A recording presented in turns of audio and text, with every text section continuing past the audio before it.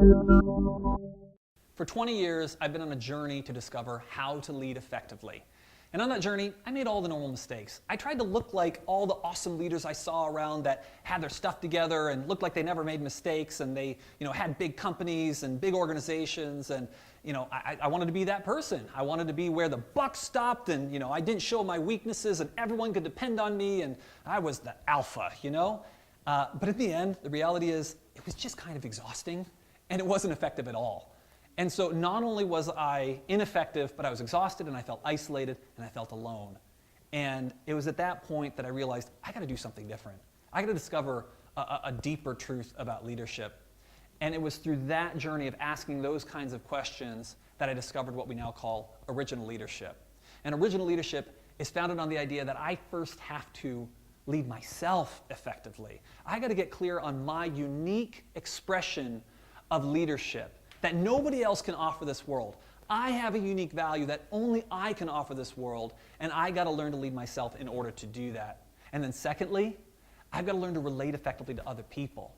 And after I do those two things, learn to lead myself and relate to others effectively, only then can I do what most people start with, and that is lead others.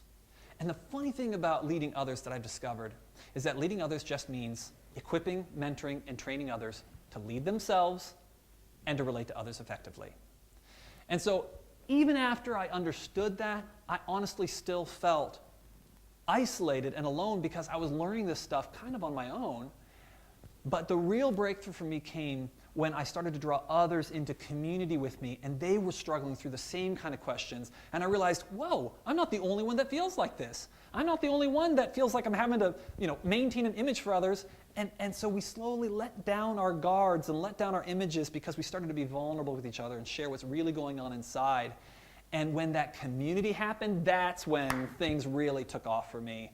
And I found a new solid foundation that has been a gift that keeps on giving since then. And that is the community that I want to invite others into now. I know how many isolated people there are out there that are wanting to learn how to lead and learn these principles. So I want to invite you, come on this journey with us. We've started a community. We're inviting others to join that community with us because you have something nobody else can offer this world.